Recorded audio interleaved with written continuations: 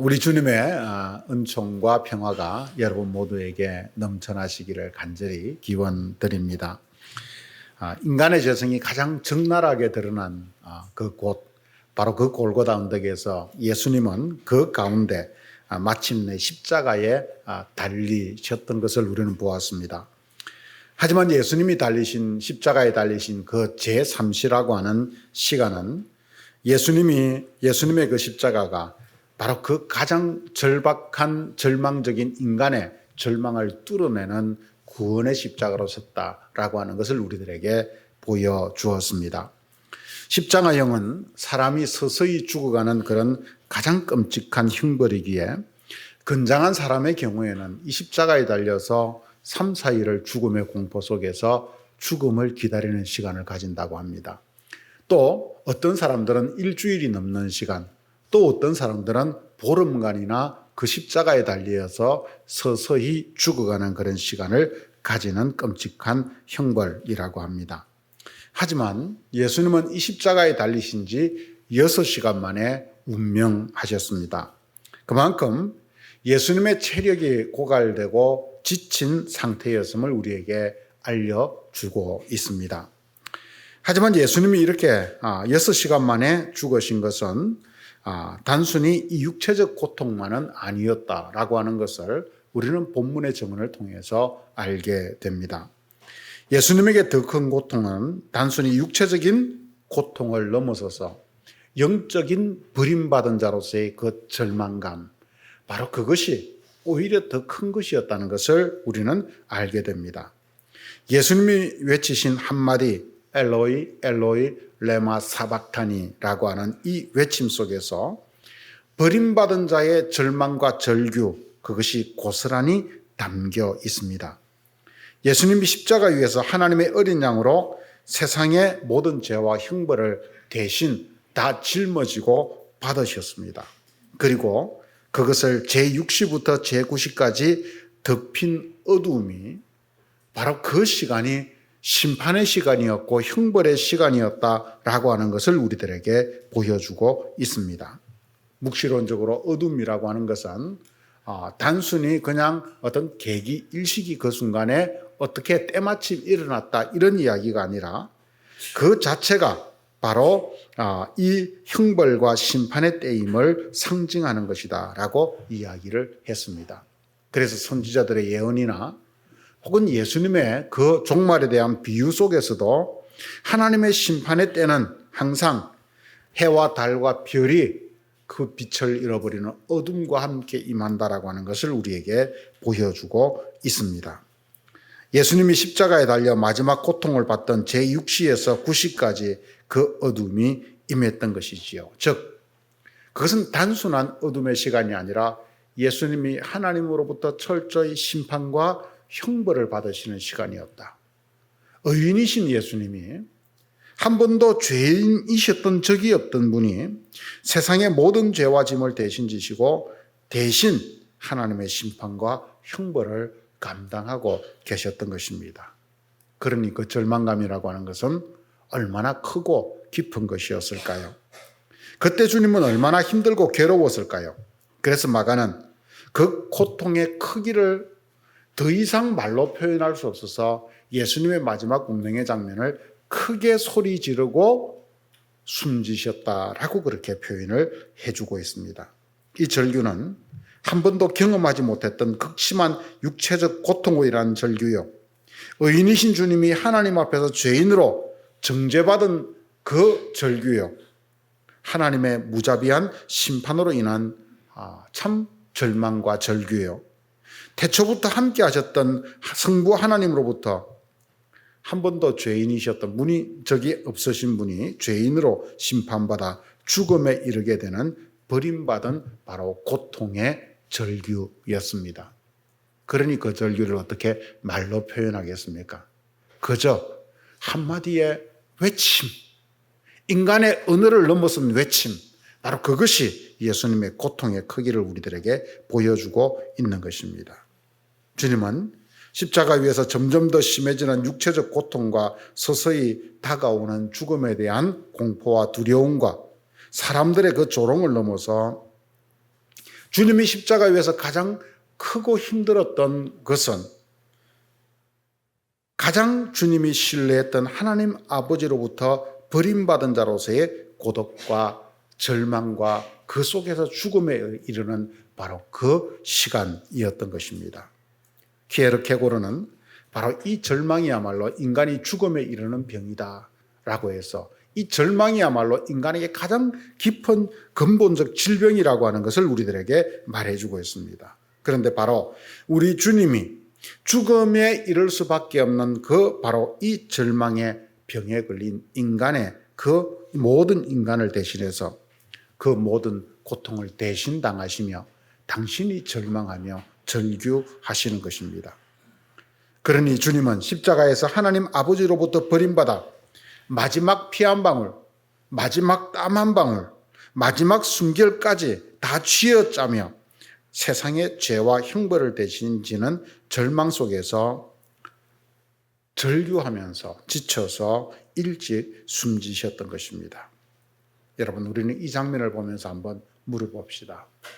왜 전지전능하신 능력의 하나님이 아들을 십자가에 못 박혀 죽도록 버려 두셨을까요?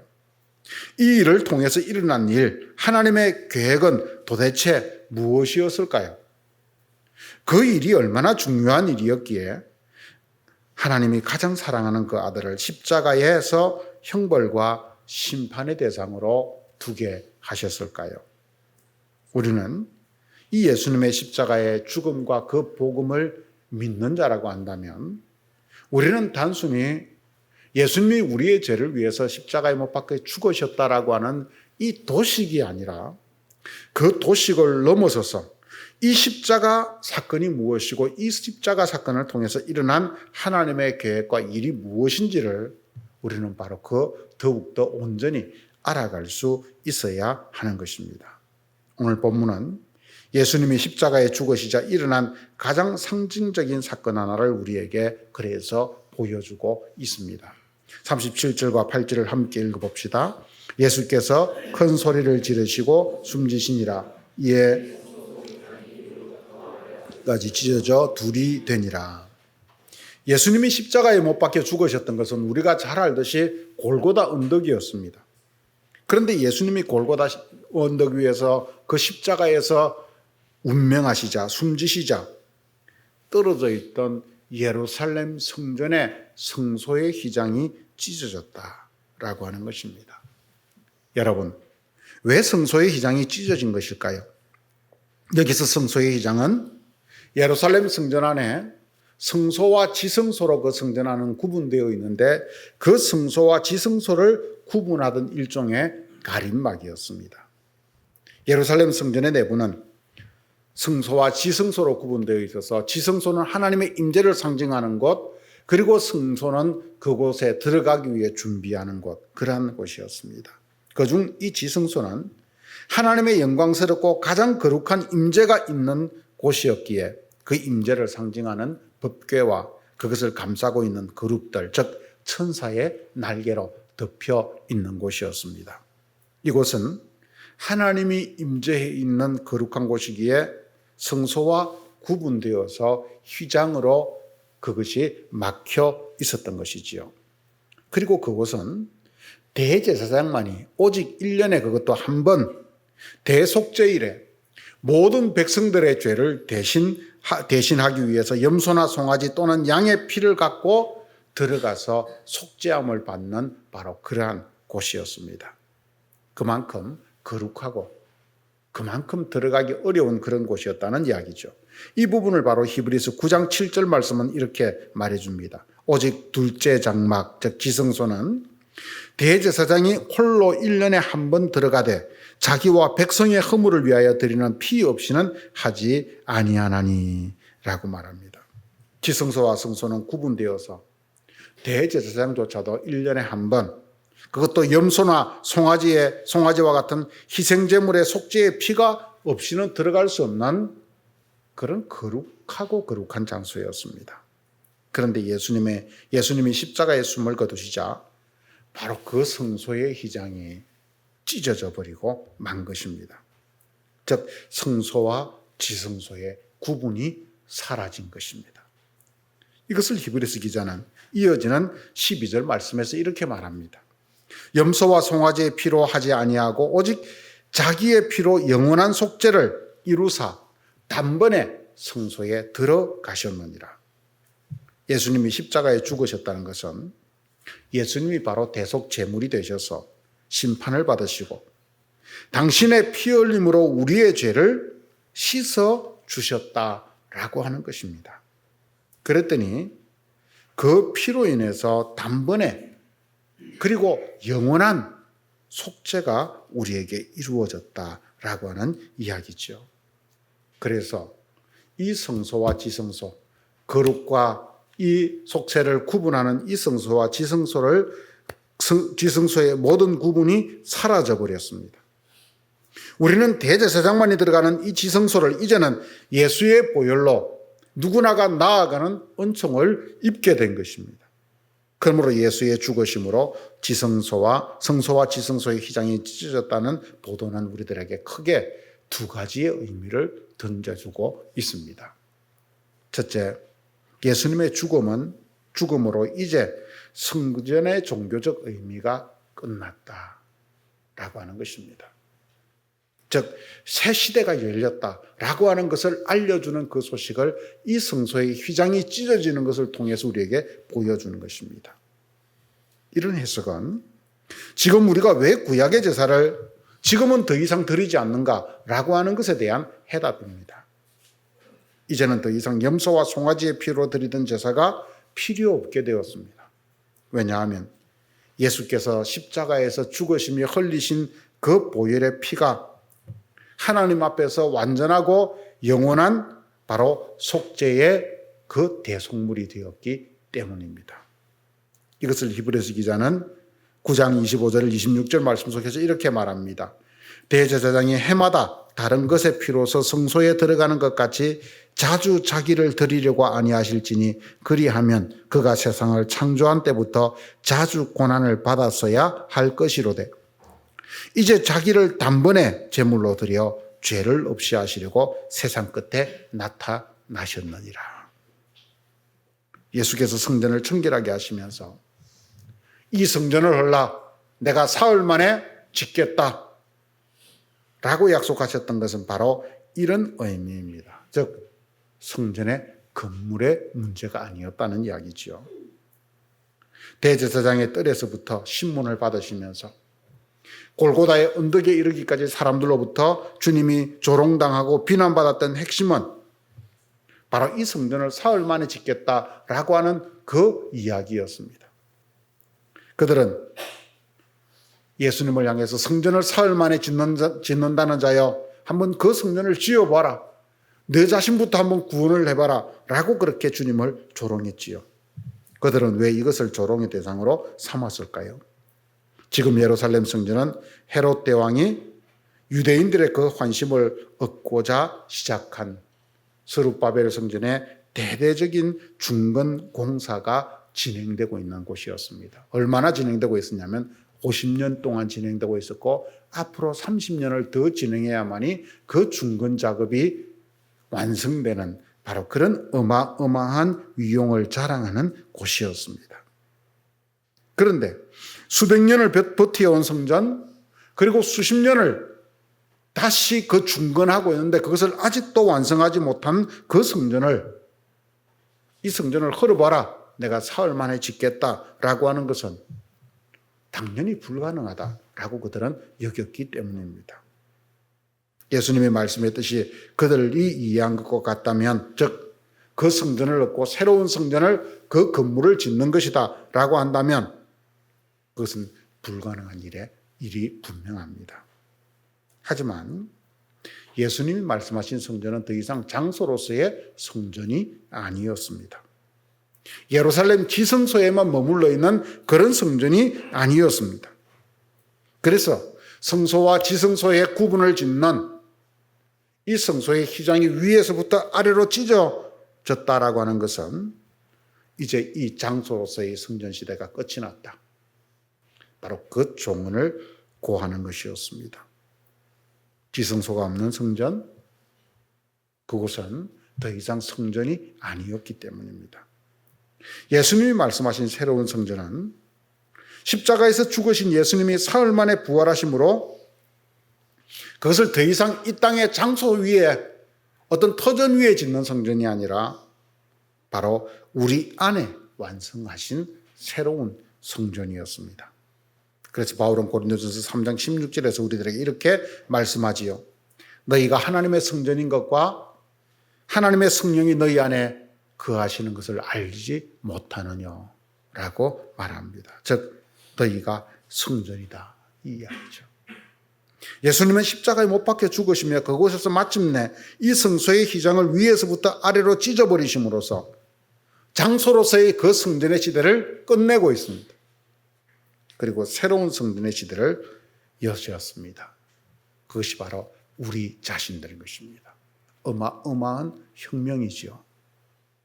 둘째, 지성소를 가리던 휘장이 찢어졌다는 것은 이제 예수님을 통해서 하나님의 계시가 온전하게 주어졌다라고 하는 바로 그런 의미를 가지고 있는 것입니다. 마가복음에서 찢어진다라고 하는 이 스키체인이라고 하는 헬라어는 이것보다 먼저 1장에서 쓰였습니다. 예수님이 요단강에서 세례를 받을 때에 어떤 일이 일어났습니까? 하늘이 갈라지고 성령이 비둘기같이 임하셨다라고 말씀할 때 이 갈라지다라고 하는 말에 스키체인, 즉 찢어졌다라고 하는 말이 사용되었습니다. 그런데 여러분, 그날 그 예루살렘, 그 요단강 세례를 받던 곳에서 하늘이 찢어지면서 어떤 일이 있었습니까? 하나님의 계시의 음성이 들렸습니다. 너는 내 사랑하는 아들이요 내 기뻐하는 자라. 하늘이 찢어지면서 예수님이 하나님의 사랑하는 아들이라고 하는 계시가, 그 비밀스러운 계시가 비로소 들린 것입니다. 그처럼 예수님이 십자가에서 죽으시자 성소의 휘장이 찢어졌다는 것은 하늘의 새로운 계시가 열렸다라고 하는 바로 그런 의미인 것입니다. 그래서 오늘 본문도 이 십자가에서 일어난 이 놀라운 일 한 가지를 우리에게 이어서 39절에서 전해주고 있습니다. 같이 한번 읽어볼까요? 예수를 향하여 섰던 백부장이 그렇게 숨지심을 보고 이르되 이 사람은 진실로 하나님의 아들이었도다 하더라. 마가는 이 복음서를 기록하면서 오직 한 가지를 향해서 달려왔습니다. 예수는 누구인가? 우리는 예수를 누구로 고백해야 하는가? 그 예수가 왜 하나님의 아들이고 우리의 구원자인가? 이것을 전하기 위해서 지금까지 달려왔습니다. 그런데 이 물음에 대한 결론적 답이 바로 오늘 본문 속에서 나오는데 그 답을 한 사람이 누구입니까? 지금까지 율법을 평생 연구해왔던 유대의 그 율법에 능통한 종교 지도자들이 아니었습니다. 그렇다고 예수님을 3년이나 같이 따라다니면서 주님과 함께 살면서 주님의 말씀을 들었던 제자들도 아니었습니다. 놀랍게도 그는 이방인의 장교 로마의 백부장이었습니다. 어떤 면에서 문외한이었지요. 로마의 백부장은 이 가이사를 신의 아들로 믿는 신념으로 충성을 맹세한 사람입니다. 그런데 그가 십자가 아래서 예수님의 죽으심을 보고 누가 시키지도 않았는데, 누가 묻지도 않았는데 자기의 입으로 이렇게 내뱉습니다. 이 사람은 진실로 하나님의 아들이었도다. 예수가 누구냐? 하나님의 아들이었다. 그래서 우리의 구원자다라고 하는 이 고백을 이 백부장이 하고 있다라고 하는 이야기입니다. 백부장은 이 진리를 어떻게 알았을까요? 그는 유대의 율법을 잘 알지도 못했습니다. 예수님의 제자들처럼 평소 예수님의 말씀을 열심히 듣거나 따라다니는 그런 사람도 아니었습니다.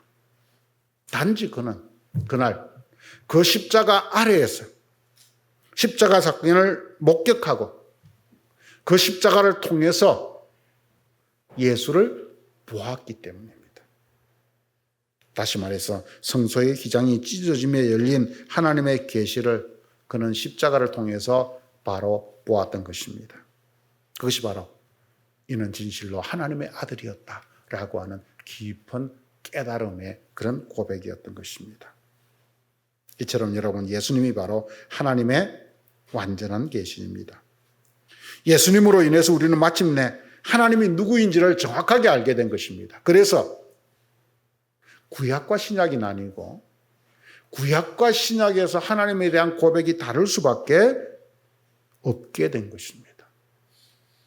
그래서 요한복음에서는 하나님을 보여달라는 빌립의 말에 예수님은 나를 본 자는 아버지를 보았다라고 말하면서 당신 자신이 하나님의 계시임을 분명하게 하셨습니다. 그래서 사도 요한은 바로 이 예수님 십자가에 달리신 이 예수님을 통해서 본 하나님을 마침내 우리들에게 이렇게 감히 고백하는 것입니다. 요한일서에서 하나님은 사랑이시라. 여러분, 이 한마디가 얼마나 놀라운 고백인지 아십니까? 구약에 수많은 선지자들이 등장하지만 우리는 이런 고백을 찾아볼 수 없습니다. 그들은 그저 하나님의 심부름꾼으로 하나님이 전하는 말씀을 전하지만 하나님이 누구냐? 한마디로 정리해봐라 라고 했을 때 그 하나님을 정리하는 이야기를 선지자들이 한 적이 없습니다. 십자가를 통해서 하나님을 보지 못했기 때문입니다. 그런데 사도 요한은 보이지 않는 하나님을 한마디로 우리들에게 이렇게 자신 있게 말하는 겁니다. 하나님은 사랑이시라. 그래서 사랑 안에 있을 때 우리는 마침내 그 하나님 안에 있게 되고, 사랑 안에 있을 때 이 하나님과 사귀게 되고, 사랑 안에 있을 때 이 하나님을 우리는 증거하게 된다 라고 그렇게 고백하고 그것을 통찰해내고 있는 것입니다. 여러분, 요한은 보이지 않는 하나님을 어떻게 이렇게 알고 자신 있게 표현할 수 있었을까요? 예수의 십자가를 통해 드러난, 십자가에 달리신 그 예수를 통해서 드러난 하나님의 계시, 휘장이 찢어지면서, 하늘이 찢어지면서 우리에게 보여주신 하나님의 계시를 보았기 때문입니다.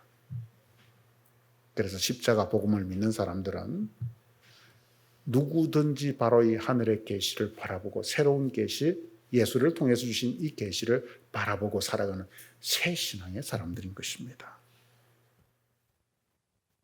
그러므로 예수님이 십자가에 죽으심으로 성소의 휘장이 찢어진 이 사건은 당시 유대교의 입장에서 본다면 어마어마한 종교개혁이었습니다. 새 시대가 열리는 그런 소식이었습니다.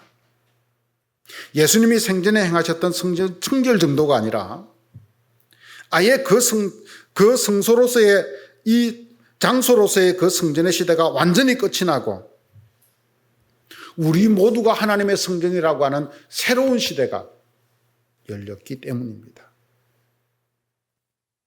그래서 성전의 지성소, 즉 장소에 갇혀 계시던 하나님이 우리 가운데 임재하셔서 언제 어디서나 우리와 함께 하시는 임마누엘의 하나님으로 우리 가운데 나타나신 것입니다. 그래서 우리를 하나님의 성전으로 삼으신 사건, 바로 그것이 십자가인 것입니다. 우리는 앞에서 히브리서를 통해서 읽었습니다. 1년에 한 번 지성소에 들어가서 하나님을 만났던 그 대제사장의 특권 중에 특권. 이것으로서 모든 사람들을 지배하고 그것으로서 모든 사람들에게 자기의 권위를 세웠던 이 대제사장의 특권, 그것이 사라지고 우리 모두가 하나님 앞에 나아가는 이 대제사장의 특권을 얻게 되었다라고 하는 이야기입니다. 그래서 여러분, 우리는 예수를 믿으면서 이 성소의 휘장이 찢어진 시대를 살아가야 합니다. 이 말은 구약과 신약의 분명한 구분이 있는 시대를 우리는 살아가야 된다라고 하는 이야기입니다. 즉, 구약의 율법이 아니라 신약의 복음의 진리 안에서 우리는 자유한 삶을 살아야 한다는 겁니다. 하지만 어떻습니까? 안타깝게도 오늘날 한국교회의 강단은 복음이 아닌 율법이 선포됩니다. 안타까운 현실이죠. 그 율법을 받은 사람들은 그 율법을 통해서 남을 정죄하는 일들로 자기의 신앙의 의의를 증명하고자 합니다. 그것이 여러분 오늘날 개신교의 주류 신앙의 모습 아닌가요? 어떤 면에서 십자가를 믿는다고 하면서 여전히 장소의 종교, 예루살렘 지성소에 계신 하나님을 여전히 예루살렘 지성소에 계신 하나님을 믿는 듯 합니다. 그래서 예루살렘이라 그러면 환장을 합니다. 여러분, 물론 우리에게는 구약도 진리이고 구약의 말씀도 중요하고 율법도 여전히 진리이고 그 율법도 중요하지만 중요한 것은 이제는 이 예수 그리스도의 십자가에서 휘장이 찢어진 이 사건을 통해서 우리는, 즉 예수 그리스도의 십자가의 복음의 그 빛 아래서 우리는 구약도 볼 수 있고 율법도 볼 수 있고 그 모든 것들을 새롭게 해석해내고 이해해야 한다라고 하는 이야기입니다. 왜냐하면 예수 그리스도의 십자가에서 찢어진 휘장은 우리에게 주어진 십자가 복음이 우리에게 주신 새로운 계시이기 때문입니다. 이 복음 안에 머문 신앙, 그것이 오늘 우리 시대 속에서는 도대체 어떻게 나타나야 할 것인가? 이 복음 안에 머문 신앙이, 십자가 이 복음이 휘장을 찢는 종교개혁이었듯이 오늘 우리 시대 속에서 우리는 무엇을 개혁하고 무엇을 새롭게 해가야 되는가라고 하는 것을 이 십자가 복음을 통해서 우리는 알아가야 하는 것입니다. 사랑하는 성도 여러분, 오늘은 종교개혁 기념주일입니다. 종교개혁은 바로 이 예수님의 십자가 복음을 회복하기 위한 개혁자들의 몸부림이었습니다. 목숨을 건. 로만 가톨릭 교회의 교황과 사제들이 하나님의 말씀을 오직 라틴어로 독점하고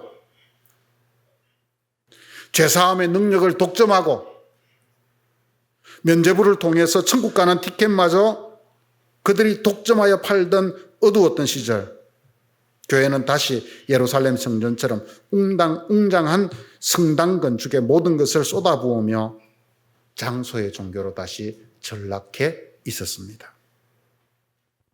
그때 마르틴 루터를 비롯한 개혁자들은 바로 이 예수님의 십자가 앞에서 성소의 휘장이 찢어진 새로운 교회 개혁을 부르짖었습니다. 오직 믿음, 오직 성경, 오직 은혜, 오직 하나님의 영광을 위하여라고 하는 구호로 우리에게 주어진 십자가 복음 위에 개혁교회를 세웠습니다. 저 교황이나 사제들이 가지고 있는 그 특권이 아니라 우리 모두가 만인 제사장이다.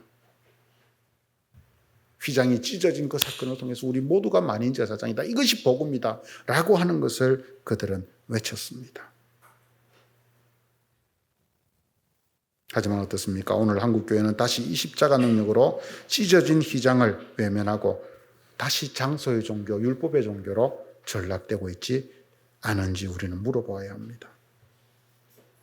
교회의 위기는 사람들이 자꾸 외적인 요인에서 무슨 법 때문에 어떤 존재들 때문에 교회의 위기가 찾아온다라고 사람들은 이야기를 하지만 교회의 위기는 외적인 데 있는 것이 아닙니다. 외적으로 악한 사탄의 공격과 계략이 한 번도 멈추었던 적은 없습니다. 중요한 것은 교회의 내부, 우리 내적인 요인 속에 바로 교회의 능력과 본질 그리고 그 속에 위기가 있는 것입니다. 교회가 내적 본질, 십자가의 능력, 이 십자가의 복음을 잃어버리는 순간 교회는 위기일 수밖에 없습니다. 교회가 예수의 십자가를 붙들지 아니하고 돈을 붙들고 교회가 예수의 십자가를 붙들지 아니하고 권력을 붙들고, 교회가 예수의 십자가를 붙들지 아니하고 정치를 붙들 때, 그 교회는 망할 수밖에 없는 겁니다. 왜? 안에서 우리의 능력인 이 십자가의 능력을 잃어버렸기 때문입니다. 여러분, 예수님은 세상을 십자가의 희생과 연약함, 사랑으로 구원하셨습니다.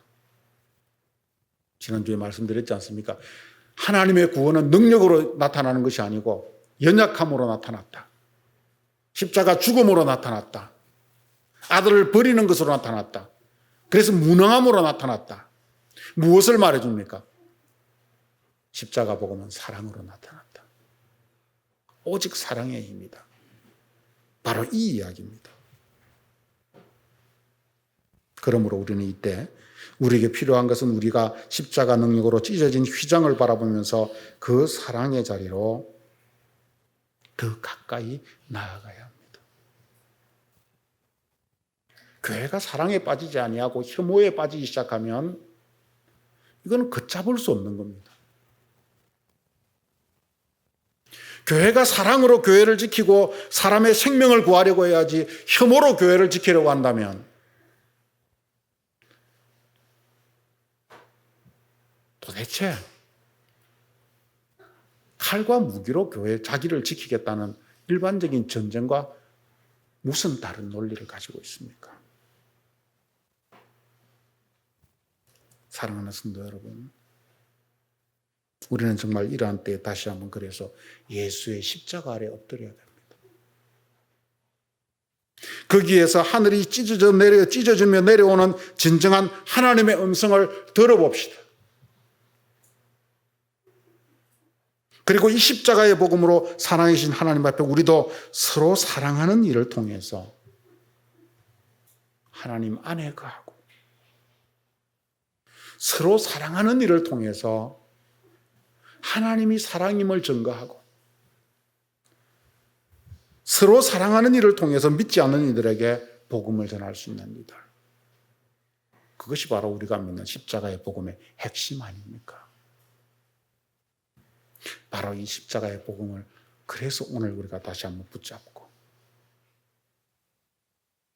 성소의 휘장이 위에서부터 아래로 찢어졌다. 새 시대가 열렸다. 새로운 하나님의 계시가 우리에게 주어졌다. 라고 하는 바로 이것을 붙들고 그 십자가의 복음으로 이 세상을 향해 나아갈 수 있는 저와 여러분들 되시기를 주님의 이름으로 간절히 축원합니다. 같이 기도하겠습니다. 하나님 아버지, 은혜를 감사합니다. 오늘 저희들에게 귀한 시간을 주셔서 주의 말씀을 우리가 함께 듣고 나누게 하시니 감사합니다.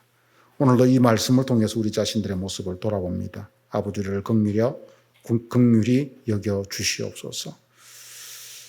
주님, 예수님이 십자가에서 버림받으신 것은, 하나님이 우리를, 그 아들을 버리신 것은 성소의 휘장을 찢고 우리에게 우리를 성전 삼는 새로운 세계, 새로운 구원의 시대, 그 십자가 복음을 통해서 진정한 하나님의 진리를 보여주고자 하는 하나님의 뜻과 계획, 바로 그것이 계셨기 때문임을 오늘 우리는 깨닫습니다. 하지만 주님, 우리가 이 주님의 십자가 복음보다 다른 곳에 더 관심을 가지고 있지 않은지, 십자가를 통해 볼 때 하나님은 사랑이다라고 말할 수밖에 없는데 다른 것으로 이 복음을 지키겠다고 착각하고 있지 않은지 우리 자신을 다시 한번 돌아보게 하여 주시옵소서. 그것을 통해서 정말 우리가 다시 한번 이 복음으로 무장하고 그 복음 위에 굳건히 서는 그런 믿음의 사람들이 되도록 인도하여 주시옵소서. 종교개혁가들이 정말 성령의 이끄심 속에서 교회의 새로움을 이끌어갔듯 우리 교회가 이 땅에서 하나님의 교회를 새롭게 세워가는 십자가 복음 위에 온전하게 서 있는 그런 교회로 서게 하여 주옵소서. 예수님의 이름으로 기도드렸습니다. 아멘.